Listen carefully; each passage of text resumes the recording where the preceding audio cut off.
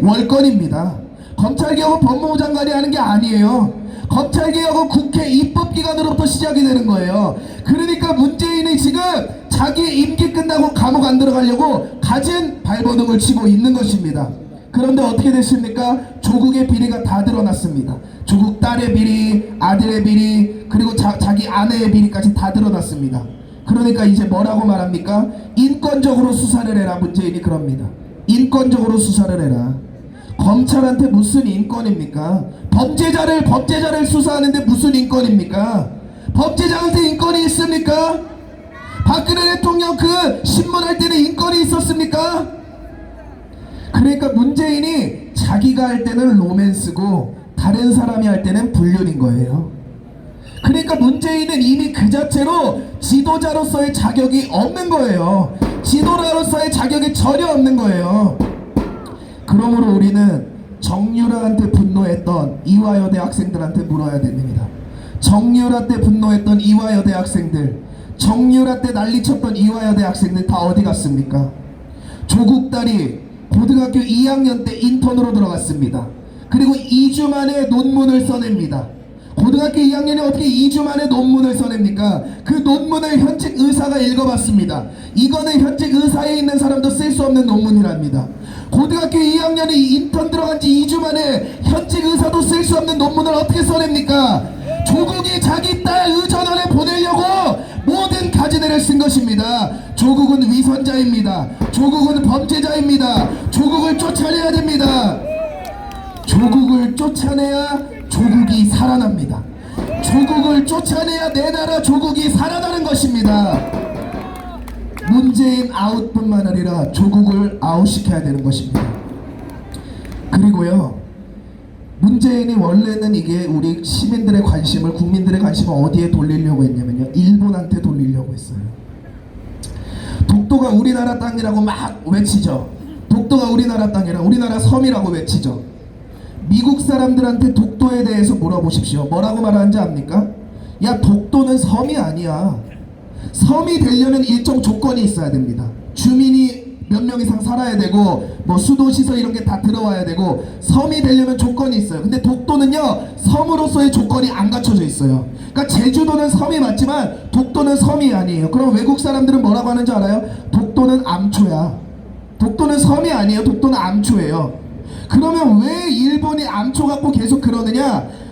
대한민국 국민들이 감정으로 대치하는 나라라는 걸 알아요. 냄비 근성이 있다는 걸 알아요. 그러니까 일본은 독도에 별로 관심이 없어요. 암초에 별로 관심이 없어요. 근데 왜 때마다 시마다 한 번씩 일본이 독도 가고 건드느냐? 우리 대한민국 국민들 속 뒤집어 놓으려고 하는 거예요. 근데 이 대한민국 국민들은 그에 합당하게 감정으로 대치하는 거 아닙니까? 그러니까 일본이 우리나라를 무시하는 거예요. 독도는 암초기 때문에 우리가 감정으로 대치할 필요가 없어요. 논리적으로 대치하면 돼요. 근데 일본은 이걸 아니까, 감정으로 대치할 걸 아니까 건드는 거예요. 지금 경제보복도 똑같습니다. 아베가 문재인 정부한테 물어봤습니다. 2년 반 동안 불사나소수, 불화소수 어디다 썼냐고. 문재인 정부가 말을 못합니다. 그러니까 문재인 정부가 어떻게 합니까? 불매운동 하자고 합니다. 이것도 감정적인 대치예요. 한 나라의 대통령이 됐으면 이런 외교적인 상황이 닥쳤을 때 국민들한테 괜찮다, 우리가 외교적으로 풀어보자고, 감정적으로 대치하지 말라고, 논리적으로 대치하자고 말해야 되는 거 아닙니까? 근데 한 나라의 대통령이 나와서 더 불매운동 하라고 합니다. 더 불매운동. 이게 대통령입니까? 그러니까 외교도 망했고요, 국방도 망했고요, 경제도 망한 거예요. 문재인이 자기 대선 시절 때, 대선 후보 때 이렇게 말합니다. 지금까지 경험해보지 못한 나라를 만들겠다고. 우리는 지금까지 경험해보지 못한 나라를 보았습니다. 김대중 때는 이 정도도 아니었어요. 노무현 때도 이 정도는 아니었어요. 문재인이 들어서서야 경험해보지 못한 나라를 만들었습니다. 외교 망했습니다. 국방 망했습니다. 경제 망했습니다. 이렇게 세 가지가 다 망한 나라를 문재인 때문에 경험하고 있습니다. 문재인이 자신 대선 후보 시절 때 지금까지 경험해보지 못한 나라를 만들겠다는 대로 우리는 지금 그것을 경험하고 있습니다. 제가 아는 형들이나 아는 동생들이나 친구들을 만날 때 물어봅니다. 현 상황에 대해서, 조국에 대해서 아무것도 모릅니다. 대화가 안 돼요. 토론이 안 돼요. 논리가 안 돼요. 왜냐? 아무것도 모르니까. 뭘 알아야 대화가 되는데 그냥 뉴스에서 말한 대로 믿고 있는 거예요. 그냥 TV에서 말한 대로 믿고 있는 거예요. 그러니까 우리가 더 정신 차려서 우리를 주목해주지 않더라도 태극기 들고 싸워야 되는 것입니다. 아무도 우리를 주목해주지 않더라도 진실은 승리되게 되어 있습니다. 정의는 승리되게 되어 있습니다. 조국 사태가 드러나니까 더불어민주당에서 뭐라고 말합니까? 나경원 아들도 그랬다 이렇게 말해요. 제가 뭐라고 말하고 싶냐면요, 그래 나경원은 그랬다 쳐요. 근데 니네는 안 그러겠다면서요. 정의로운 나라를 만들겠다 해서 정권 잡은 거 아니에요? 편법이 통하지 않는 나라를 만들겠다 해서 정권 잡은 거 아니에요? 근데 이제 와서 조국 사태가 드러나니까 나경원도 그랬다 그래요. 얼마나 쪽팔린 상황입니까? 문재인이 처음에 촛불 정권 잡을 때, 문재인이 처음에 정부 시작할 때 편법이 통하지 않는 나라, 상식이 통하는 나라, 정의가 세워진 나라를 만들겠다 했어요. 근데 이제 와서 뭐라 말합니까? 야 나경원도 그랬어 그래요. 아니 나경원은 원래 그런 사람이라고 치자고요. 아 나경원은 원래 그런 사람이겠죠. 근데 니네는 안 그러겠다면서요. 문재인 니네는 안 그러겠다면서요. 조국 니네는 안 그러겠다면서요. 정의가 통하는 나라, 상식이 통하는 나라, 편법이 없는 나라를 만들겠다면서요. 근데 이게 뭡니까? 위선자 문재인, 위선자 김정숙, 위선자 강경화, 위선자 임종석, 위선자 조국 다 몰아내야 됩니다. 그래야지 이 나라가 살아납니다. 그래야지 이 나라가 바로 섭니다. 제가 분명히 말합니다. 문재인 곧 무너질 것입니다. 조국 곧 무너질 것입니다. 법무부 장관 깜도 안 되는 사람 공수처 하나 세워보겠다고 문재인이 세워놨다가 이 난리가 났습니다. 그리고 문재인 아무것도 모르는 양 미국으로 왔습니다. 미국에서 환영해주는 거 봤습니까? 이제 레드카펫도 안 깔아줘요. 레드카펫도 안 깔아줘요. 미국 갔는데 이제. 그래서 저번에 미국 갈 때 문재인이 자기가 만든 레드카펫을 깔았어요. 근데 그 재질이 목욕탕 레드카펫이랑 똑같은 거예요. 그래가지고 국민들이 이게 나라 망신이냐 뭐냐. 그래서 이번에는 자기들이 만든 레드카펫도 안 깔았어요. 한 나라의 원수가 다른 나라를 갈 때는 의전을 통해서 환영합니다. 의전은 정확하게 짜여진 계획을 따라서 환영이 됩니다. 그런데 이번에 문재인이 미국 갔더니 어떻게 의전을 해줍니까? 범죄자처럼 의전을 해줬습니다. 트럼프도 문재인이 범죄자라고 보고 있는 거예요. 너 나중에 검찰한테 잡혀서 감옥 가기 전에 지금 한번 경험해보라는 거예요. 지금 이런 상황 가운데서 국민들은 쪽팔리지도 않는지 대깨문 대가리가 깨져도 문재인이라는 허튼 소리를 짓거리고 있는 거예요. 문재인은 대통령으로서 자격이 없습니다. 제가 분명히 말합니다. 젊은 사람의 시각으로 말합니다. 문재인은 대통령으로서 자격이 전혀 없습니다. 자기가 임명해 놓은 법무부 장관이 이런 사태가 벌어지면은 지금 미국으로 갈 때가 아니에요. 자기가 지금 임명해 놓은 인사권이 이렇게 됐을 때는 국민들한테 치명적인 손상을 입힐 수 있다는 걸 알아야 돼요. 그런데요, 지금 역대 대통령 중에 막무가내로 인사권 밀어붙인 게 문재인이 최고입니다. 원래는 이명박 대통령이 최고였어요. 17명. 근데 문재인이 5명이나 더 올려가지고 22명이 됐습니다. 그런데 문재인이 이명박 대통령은 17명을 인사권을 강행했는데 문재인은 5명이나 더 해가지고 22명을 강행시켰어요. 근데 강행시키다 보니까 조국 사태가 드러난 거예요. 그럼 쪽팔린 줄 알고 국민들한테 사과하고 자중할 줄 알아야 되는데 또 미국으로 쪼르르 가가지고 또 트럼프한테 일러 바치는 거예요. 근데 트럼프가 그걸 받아줍니까? 야 너 범죄자야 이러고 있는 거예요. 정신 차려야 됩니다. 조국은 범죄자입니다. 조국을 쫓아내야 됩니다. 그리고 의전은 폐지시켜야 됩니다. 의학전문대학원 폐지시켜야 됩니다. 조국 사태를 통해서 알 수 있듯이 몇 년 전부터 나왔어요. 의전원 폐지하자는 거. 근데 결국 지금 조국 사태가 이렇게 드러나지 않았습니까? 의전원 폐지해야 됩니다. 열심히 공부해서 의대 들어간 사람들 노력이 물거품되지 않도록 의전원 폐지시키고 조국 딸 다 구속 수사시켜야 됩니다. 제가 윤석열 총장님한테 말합니다. 포기하지 마십시오. 지치지 마십시오. 나라를 위해서 바로 세워주십시오. 청문회 때는 윤석열만한 검찰총장 적임자가 없다 그러더니 이제 와서는 윤석열이 적폐래요. 더불어민주당 뭐하는 짓입니까? 더불어민주당 몇 개월 전만 해도 윤석열 검찰총장 청문회 할 때 윤석열 같은 사람 없다면서요. 더불어민주당 문재인 윤석열 같은 사람 없다면서요. 적임자로 문재인하고 더불어민주당이 윤석열 세운 거 아니에요? 근데 이제 와서 윤석열이 적폐래요. 윤석열이 잘못하고 있대요. 이게 문재인 정부의 민낯입니다. 이게 조국의 민낯입니다. 조국한테 분명히 말합니다. 조국이 나가야 조국이 살아납니다. 조국이 무너져야 조국이 살아날 것입니다. 그러니까 우리가요 더 똑똑해져야 돼요. 왜 똑똑해져야 되냐면요, 우리가 똑똑해지면요 물어보면 아무 대답도 못해요. 제가 요즘 일본어를 열심히 배우고 있어요. 일본어를 열심히 보고 있는데 제가 일본어를 한번 썼더니 같이 밥 먹던 형이 그래요. 야, 시국이 어떤데? 그래서 내가 시국이 어떤데? 시국이 어떤데 일본어를 쓰면 안 되는 거냐고. 아무 말도 못해요.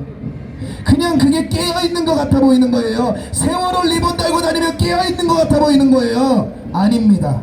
애국하는 것, 태극기를 매달고 다니는 게 더 깨어있는 것입니다. 똑똑해집시다. 그리고 우리가 대한민국을 살려냅시다. 조국이 물러가야 조국이 살아날 것입니다. 감사합니다.